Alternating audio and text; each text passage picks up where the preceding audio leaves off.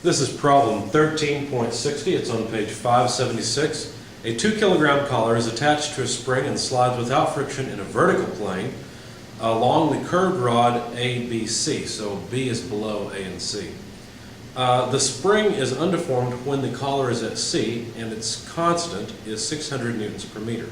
If the collar is released at A with no initial velocity, determine its velocity A as it passes through B and B as it reaches C. Let's sketch the problem on the board. Again, this is problem 1360. And the system looks a bit like this. There's some oddly shaped rod. We don't know its exact shape, in fact. Where A is essentially this point. It's the point where the rod is at the highest, or I'm sorry, the collar is at the highest point on the rod.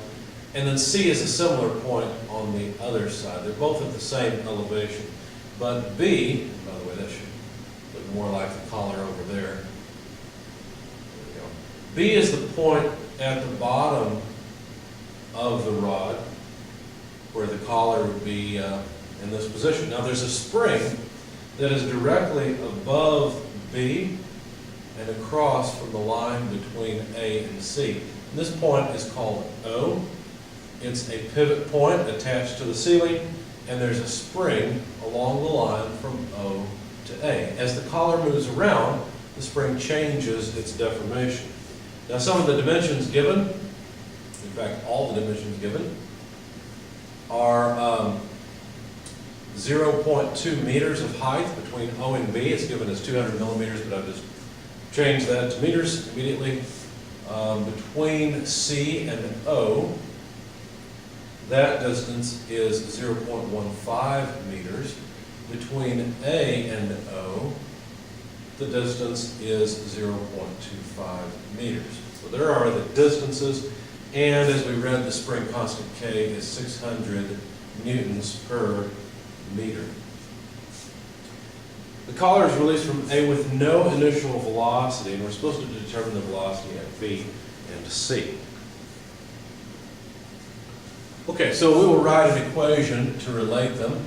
The kinetic energy at A plus the work of all forces that move the collar from A to B is equal to the kinetic energy at B. That's our governing equation. That's the energy balance, essentially, that we're going to use. Now, initially, there is no kinetic energy because block A is released from rest.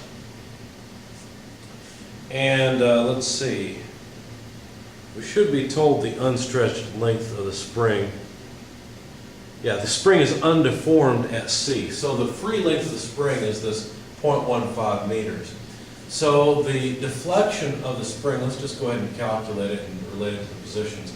The deflection of the spring at A, in other words, how much the spring is stretched beyond its 0.15 meter length, is obviously just 0.1 meters. That's just the difference, 0.25 less 0.15.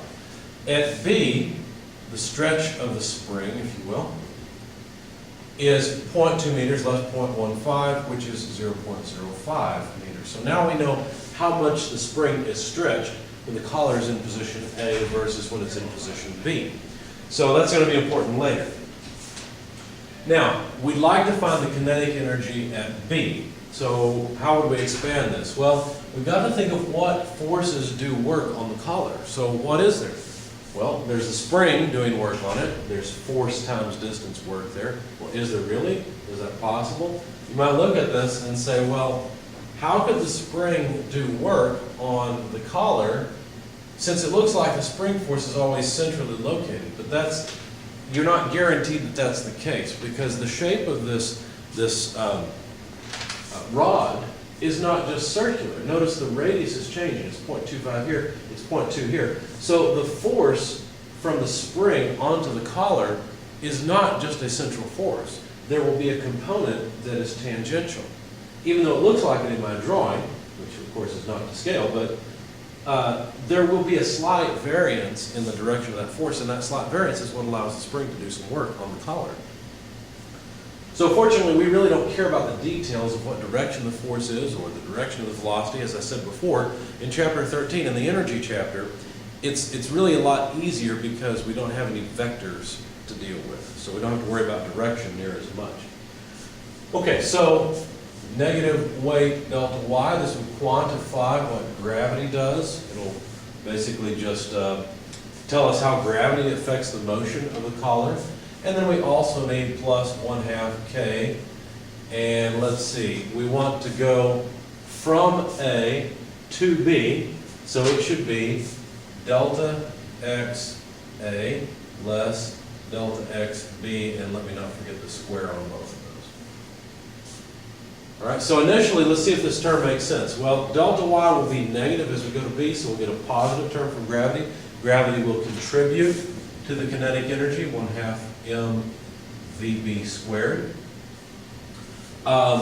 Also, delta xa, the stretch of the spring here, is more than the stretch of the spring here. So we'll get a positive term from this spring energy piece. So that not only will gravity contribute to the kinetic energy, but the spring will contribute to kinetic energy as well. All right, so the question is just basically what is the velocity at B? So let's solve for it. The velocity at B, I won't go through all of the math. You can look at the algebra by pausing the video if you like. Basically, all I'm going to do is multiply through by 2 over m and take the square root. When you do that, you find negative 2. Let me write, well, we'll stick with weight. Weight delta y over m. Now note, this delta y is from A to B, so let me put that as a subscript on delta y.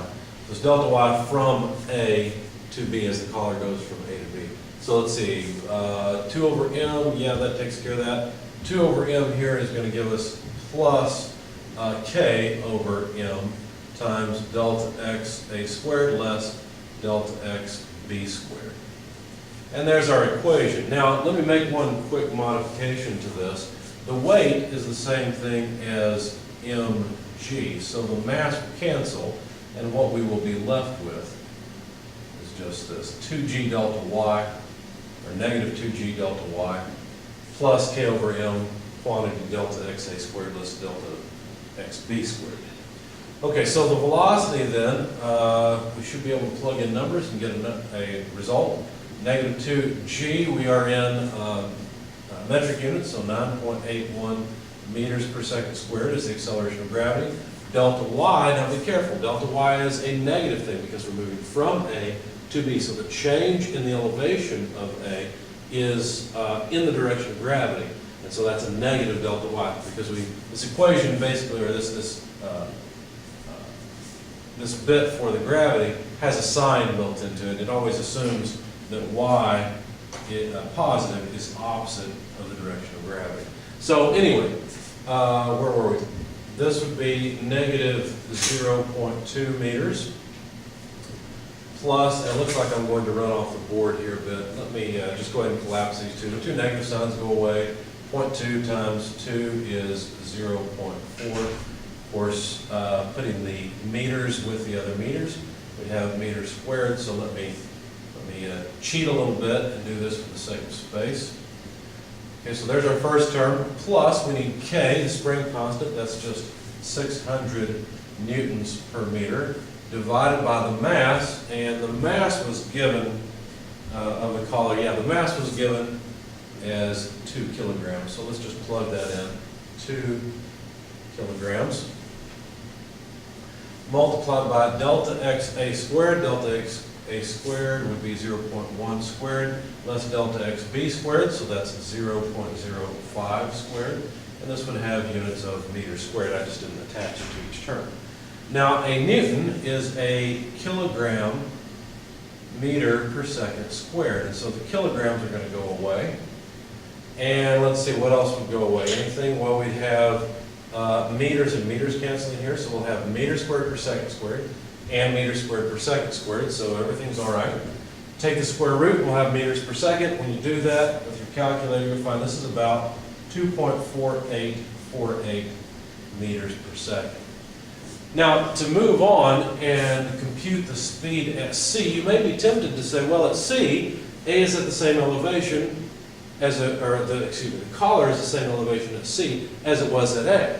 So, is there really any need? I mean, wouldn't it just come up there and be still? Well, almost. Remember, the spring has given up its energy. So while the delta Y term will be 0, and basically what happens is, going from A to C, we'll have no delta Y, we'll just have a change in spring energy.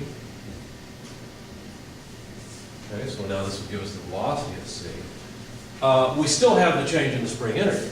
So all that really happened for the next part is we've eliminated the gravity piece, and we're moving all the way to C. So the spring's going to give up more of its energy, because notice it's not completely unstretched here. So this should make our lives better, easier. So K is still the same, the mass is still the same. At A, the stretch of the spring is the same. At C, the stretch of the spring is 0. I guess I could have crossed it off here. So this is even easier. In fact, the velocity comes out, in that case, for C. The velocity at C, forgot to change that symbol. The velocity at C is about 1.7321 meters per second. Now, I said just a moment ago, I had 2.4848 meters per second here. That was the velocity at B. Well, wait a second, that doesn't make sense. What happened? The collar was moving faster at B than at C, and yet the spring has lost more energy.